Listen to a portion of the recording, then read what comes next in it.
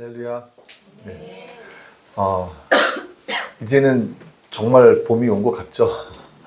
네, 아침에 지난주까지만 해도 아침이 되면 좀 쌀쌀한 기운이 있었는데 오늘 아침 보니까 아침인데도 이제 봄이 왔구나 싶을 정도로 따뜻한 그런 느낌이었습니다.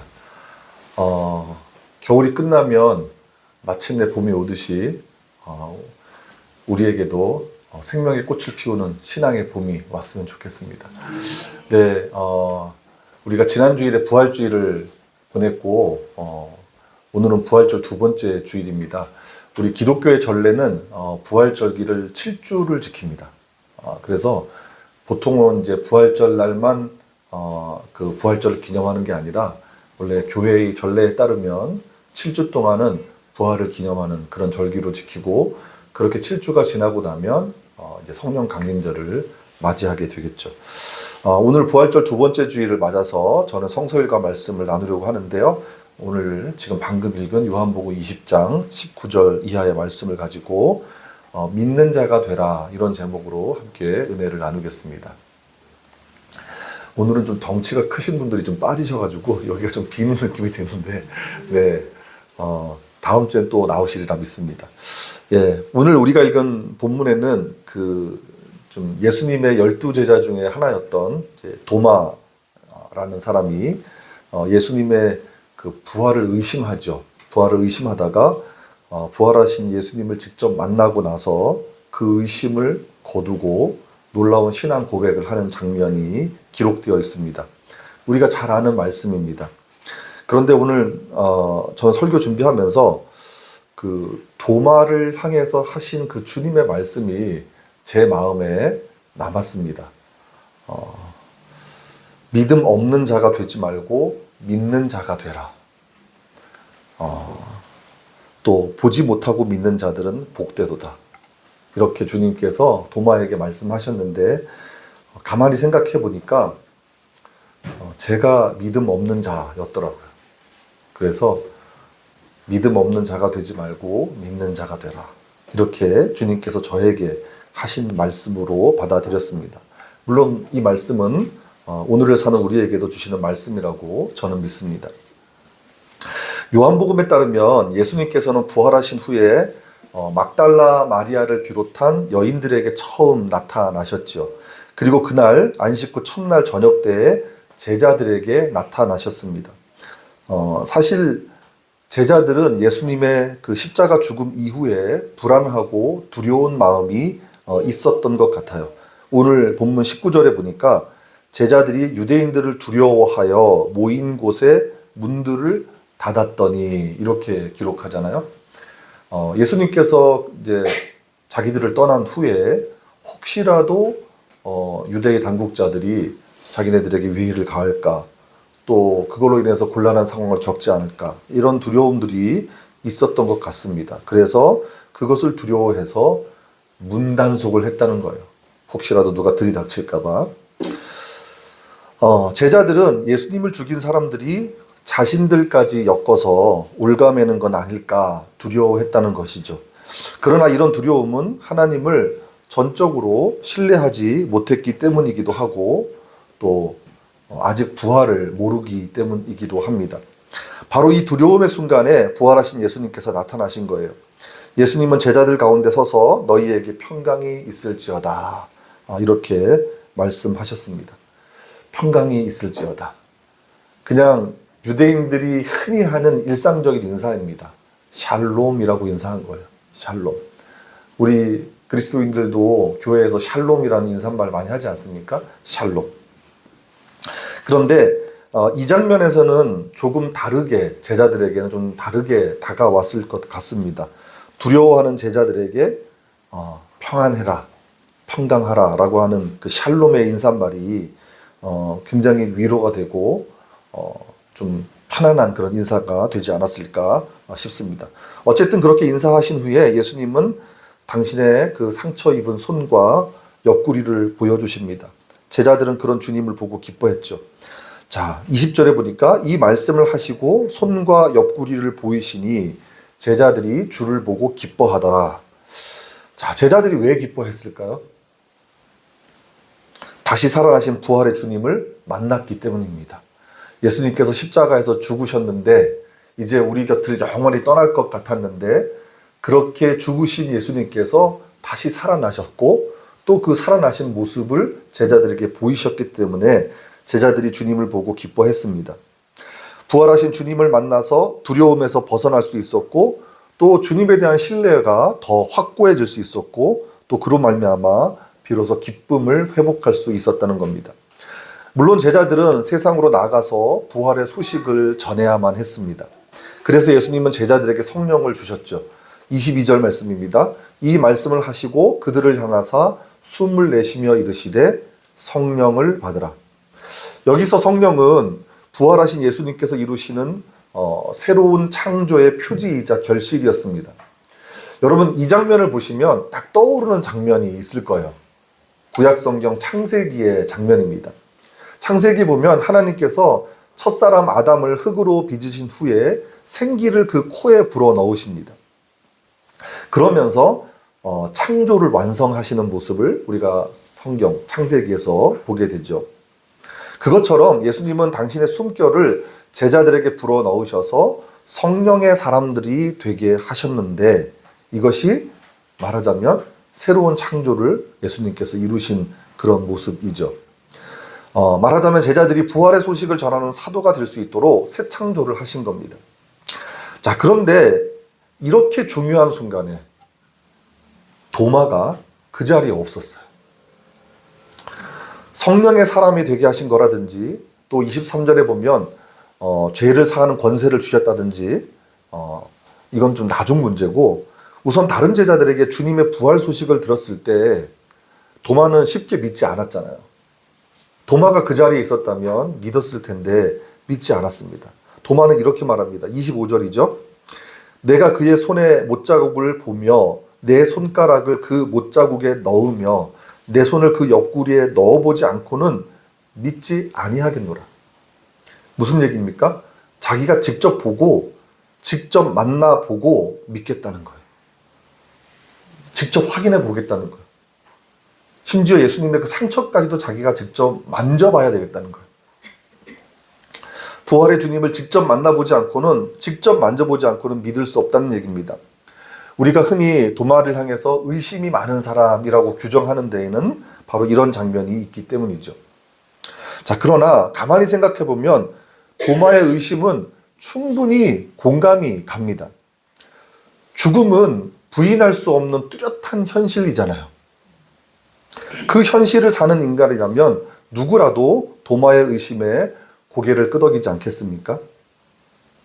누군가 우리 주변을 한번 생각해 보세요. 우리 주변에 누군가 죽음에서 다시 살아났다면 어떻게 그것을 직접 보지 않고 믿을 수 있겠습니까? 우리 고등학교 때 많이 들었던 이름 데카르트라는 철학자 있잖아요. 프랑스의 데카르트라는 철학자가 경험조차도 불완전하다고 했거든요. 경험조차도.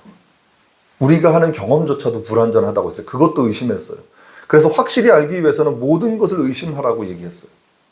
거기에 비하면 도마는 아주 단순하고 평범한 사람입니다. 자기가 확인하지 않았는데 어떻게 믿을 수 있겠냐. 우리와 같은 사람이에요. 우리도 같은 그런 사람입니다. 동료의 증언만으로는 믿을 수 없으니 일단 직접 보고 판단하겠다는 거죠. 어쩌면 도마의 이런 마음은 부활의 소식을 들은 초대 교회의 상황이었는지도 모릅니다. 우리가 놓칠 수 있는 지점이긴 한데 사실 복음서에 도마가 굉장히 의심이 많은 사람으로 우리가 알고 있지만 사실은 도마만 의심하는 게 아니에요. 의심했던 사람들이 많았습니다. 마태복음 28장 17절에 보면 제자들이 부활하신 예수님을 만났지만 아직도 의심하는 사람들이 있었다라고 기록합니다. 또 누가복음 24장 11절에도 보면 부활의 소식을 전해 들은 사도들은 처음에는 믿지 않았다 그랬어요. 여인들로부터 그 소식을 들었을 때 무슨 그런 일이 믿지 않았다는 거예요. 여러분 사도 바울이 고린도전서 15장에 부활에 관한 놀라운 그 증언을 하지 않습니까? 기록을 담고 있습니다. 그 고린도전서 15장 14절에 이렇게 바울이 이야기합니다. 그리스도께서 다시 살아나지 못하셨으면 우리가 전파하는 것도 헛것이요 또 너희 믿음도 헛것이다 라고 말합니다. 바울이 왜 이렇게 증언하겠습니까? 물론 부활의 확신이 있어서 부활은 부인할 수 없는 사실이라는 것을 그들에게 알리고 싶어서 말했겠지만 이렇게 강력하게 증언했던 이유가 무엇이겠습니까? 당시에 부활을 믿지 못하는 사람들이 많았기 때문입니다. 받아들이기 어려웠던 거예요. 자, 그런데 26절을 한번 보십시오. 여드레를 지나서 부활의 주님께서 그렇게 의심하는 도마에게 나타나셨는데 여드레를 지나서 곧 8일 뒤에 나타나신 겁니다. 도마는 다른 제자들에게 부활의 소식을 들었지만 믿을 수 없었습니다.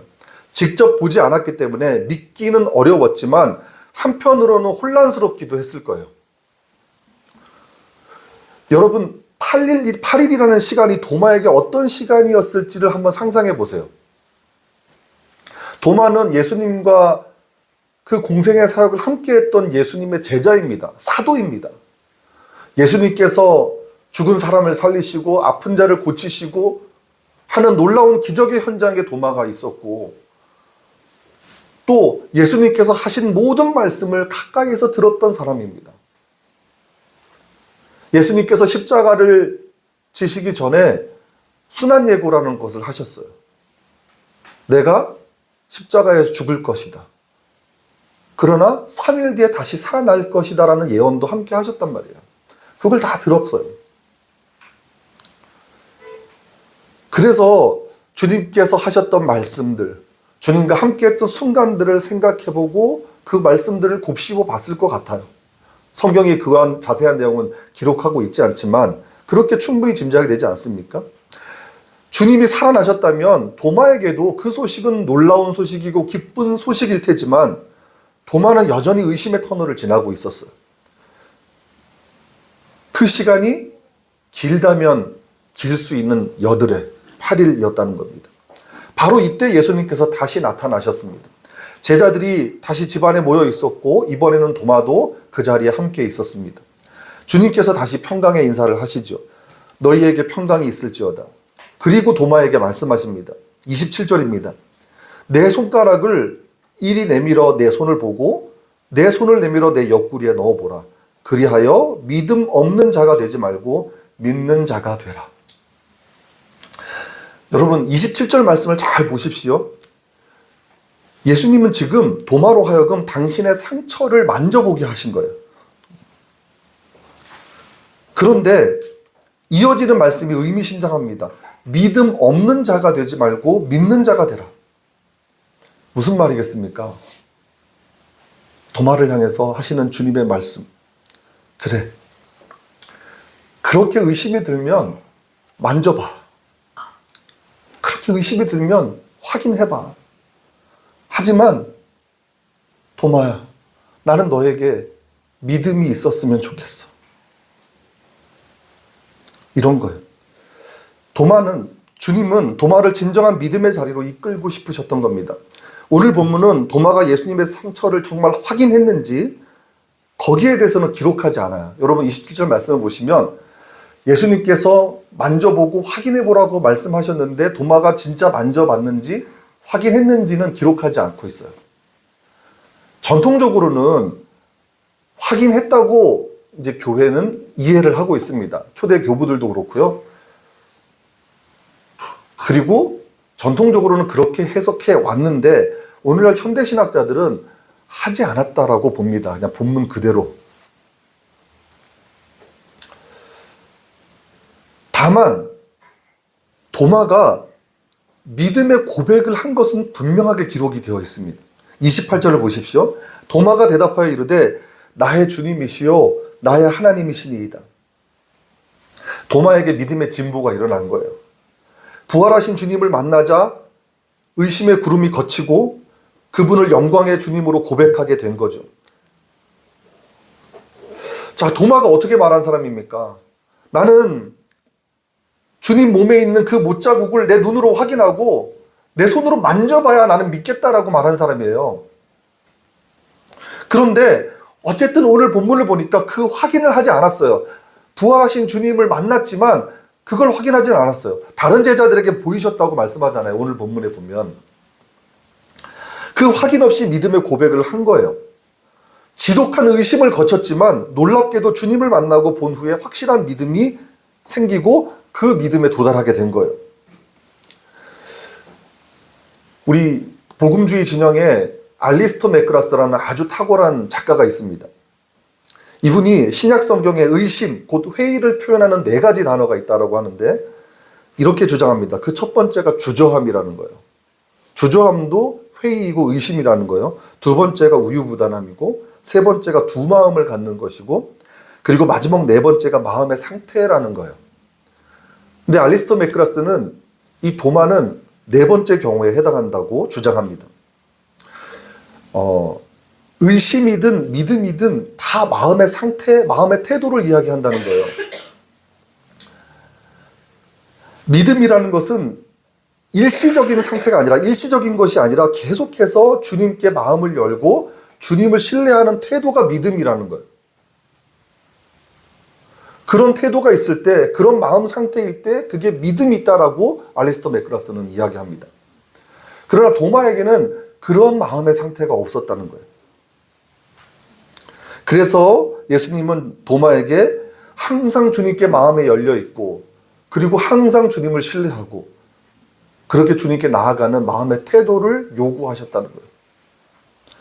저는 믿음이 태도의 문제라는 데 공감했습니다. 도마를 비롯한 제자들이 반드시 가져야 할 것은 믿음의 태도였습니다. 예수님께서는 십자가를 지시기 전에 3번에 걸쳐서 당신의 순환을 예고하셨습니다. 그리고 제3일에 다시 살아나실 것도 말씀하셨어요. 분명히 말씀하셨습니다. 도마가 주님께 마음이 열려 있었다면, 일시적이 아니라 계속해서 그 마음이 열려 있었다면, 계속해서 주님을 신뢰하였더라면 주님을 보았을 때 곧바로 확신이 생겼을 거예요.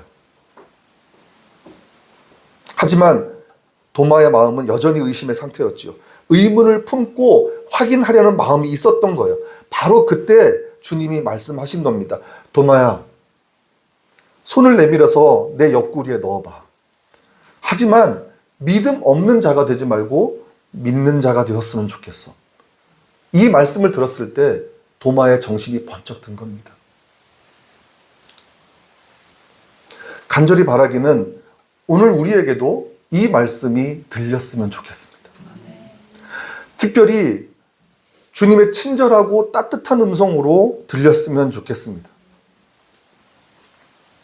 진영아, 믿음 없는 자가 되지 말고 웃지 마세요. 되게 진지한 순간이에요. 왜 웃어요? 믿는 자가 되라. 혜원아, 믿음 없는 자가 되고 믿는 자가 되라. 영빈아, 믿음 없는 자가 되지 말고 믿는 자가 되라.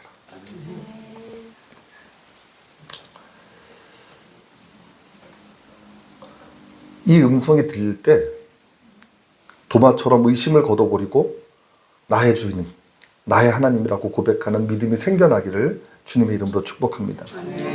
여러분, 우리 삶을 한번 돌아보세요. 저도 그렇고요. 어둠에 사로잡혀서 기쁨을 잃어버릴 때가 얼마나 많습니까? 두려움에 사로잡혀서 평화를 잃어버릴 때도 있습니다. 저도 지난주, 지지난주 그랬던 것 같아요. 하지만 그럴 때 믿음의 태도를 버리지 않는 우리가 되기를 원합니다. 불안하고 두렵고 의심이 들고 뭔가 막연하고 그래서 다 내려놓고 싶고 포기하고 싶고 멀리하고 싶을 때 그 믿음의 태도, 주님께 항상 마음이 열려 있어서 주님을 신뢰하는 그 믿음의 태도를 가지고 있으면 나의 주님, 나의 하나님 그렇게 고백하면서 마음의 평안을 얻을 수 있지 않을까, 저는 그렇게 믿습니다. 주님은 우리가 믿음의 자리로 옮겨가기를 원하십니다. 29절 말씀은 그런 주님의 마음을 더욱 분명하게 보여줍니다.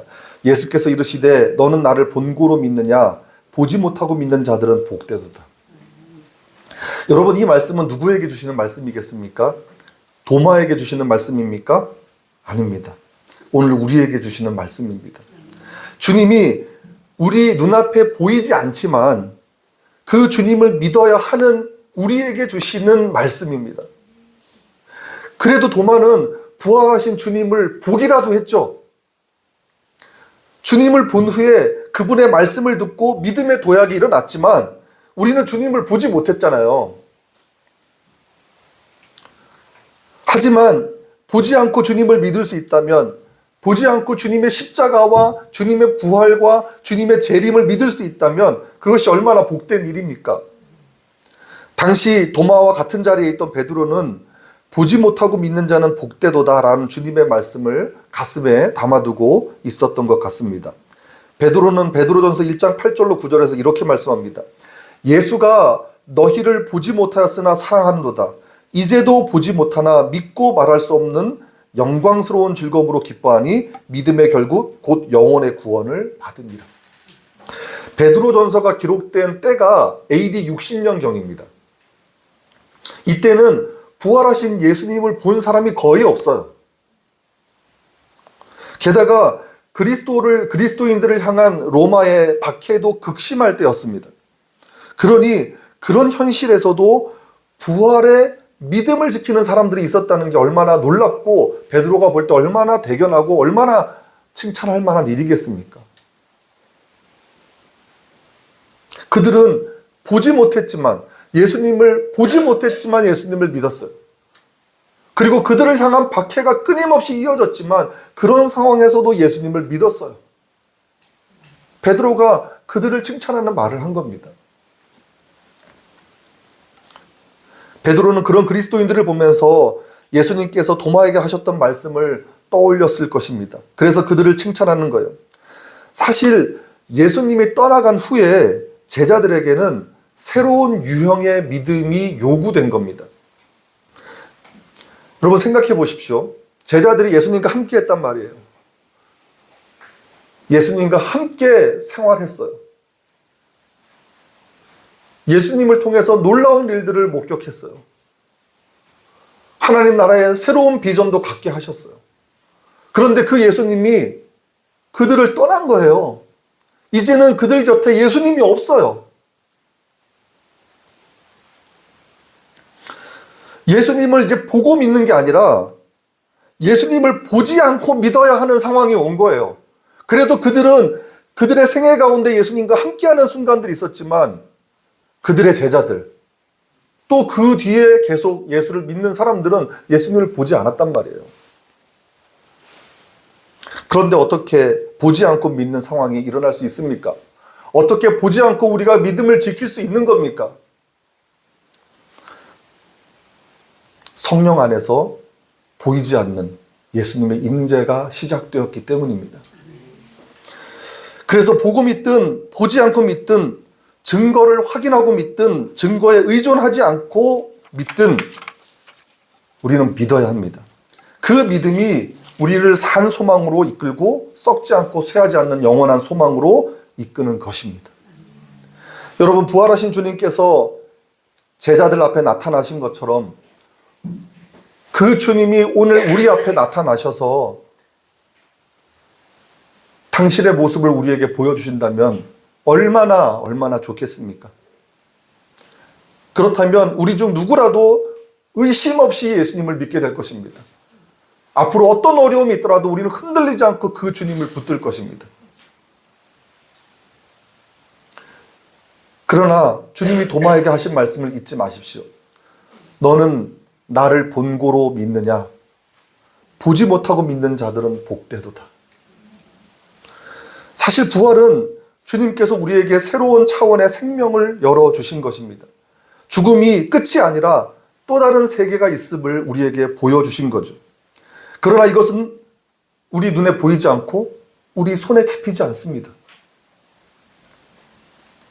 그래서 도마처럼 내가 보지 않고는, 만지지 않고는 믿을 수 없다고 말할 사람도 있을 거예요. 우리 기독교 역사를 돌이켜보면 하나님께서 이렇게 지독한 회의론자들을 고꾸라뜨리는 장면들이 여럿 있습니다. 여러분도 다 보셨을 거예요. 영화 벤허라고 아시죠? 그 벤허의 원작자가 루 웰러스라고 하는 사람인데, 기독교의 신화를 없애버릴 목적으로 그 영화를 원래 제작하려고 하지 않았습니까? 그런데 주님을 향해서 당신은 나의 왕, 당신은 나의 하나님이라고 고백했다는 이야기는 유명한 일화입니다. 하나님께서 그를 만나 주셨고 그에게 믿음이 일어날 수 있도록 하신 거죠. 하지만 모두가 그런 체험을 하는 것은 아닙니다. 사실 오늘 본문이 우리에게 말하고 싶은 것은 의심을 거친 도마의 고백입니다. 나의 주님, 나의 하나님이라는 도마의 신앙 고백을 통해서 예수님이야말로 우리가 믿고 따를 주님이시고 그분이 우리의 하나님이라는 사실을 말씀하고 싶었던 거예요. 그런데 그 놀라운 고백을 도마와 같이 주님을 본 후에 할 수도 있지만 주님을 보지 않고도 할 수 있다는 겁니다. 사도 요한이 기록한 오늘 이 성경, 기록된 이 말씀을 가지고서도 할 수 있어야 한다는 이야기입니다. 그래서 29절에 보지 못하고 믿는 자들은 복되도다 힘주어 성경을 말씀하고 있는 거죠. 예수님의 부활을 체험했던 사도들과 제자들은 이제 이 땅에 없습니다. 다만 성경의 기록으로만 남아있을 뿐입니다. 사실 사도들이 왕성하게 활동하던 시대에도 부활을 체험했던 사람들은 극히 드물었습니다. 대부분은 사도들이 전해준 말씀을 듣고 부활을 믿게 된 경우입니다. 그런데 놀랍게도 수많은 사람들이 주님의 부활을 믿었습니다. 그들은 주님의 말씀대로 보지 못하고 믿는 사람들이었죠. 보지 못하고 믿었기 때문에 더욱 복된 사람이었습니다. 주님은 오늘 우리도 복된 사람들이 되기를 원하십니다. 비록 부활을 체험하지 못했다고 하더라도 부활을 믿는 사람들이 되기를 원하신다는 말씀입니다. 베드로전서 1장 7절에 보면 믿음의 확실함은 금보다 귀하고 예수 그리스도께서 나타나실 때 칭찬과 영광과 존귀를 얻게 될 것이라고 말씀합니다. 또 오늘 본문은 우리에게 믿음 없는 자가 되지 말고 믿는 자가 되라고 말씀하십니다. 그리고 보지 못하고 믿는 자들은 복되다라고 말씀하십니다. 이제 여러분 모두 흔들리지 않는 굳건한 믿음, 부활의 확신을 가지고 살아가는 우리가 되기를 주님의 이름으로 축복합니다. 체험을 통해서 믿음이 더욱 단단해질 수 있다면 얼마나 좋겠습니까? 하지만 체험이 없더라도 기록된 주님의 말씀을 들으시기를 바랍니다. 믿음 없는 자가 되지 말고 믿는 자가 되라. 믿음 없는 자가 되지 말고 믿는 자가 되라. 믿음 없는 자가 되지 말고 믿는 자가 되라. 주님께서 저를 향해서 또 여러분들을 향해서 그렇게 말씀하시는 겁니다. 믿음 없는 자가 되지 말고 믿는 자가 되라. 주님을 믿고 나아가는 복된 사람들이 되시기를 주님의 이름으로 축복합니다. 우리 이제 찬양하겠습니다. 주님은 우리에게 너무나 신실하신 분입니다. 그런데 우리는 주님께 신실하지를 못합니다. 주님은 항상 우리에게 마음을 열어놓고 계시는데 우리는 그 주님에게 우리의 마음을 열지 않을 때가 있습니다. 주님이 우리에게 신실하시듯이 우리도 주님께 신실하기를 원합니다. 늘 신실하게, 늘 진실하게, 그리고 주님 바라시는 거룩하게 살아가는 우리가 되겠다라는 마음으로 함께 찬양하겠습니다. 신실하게, 진실하게.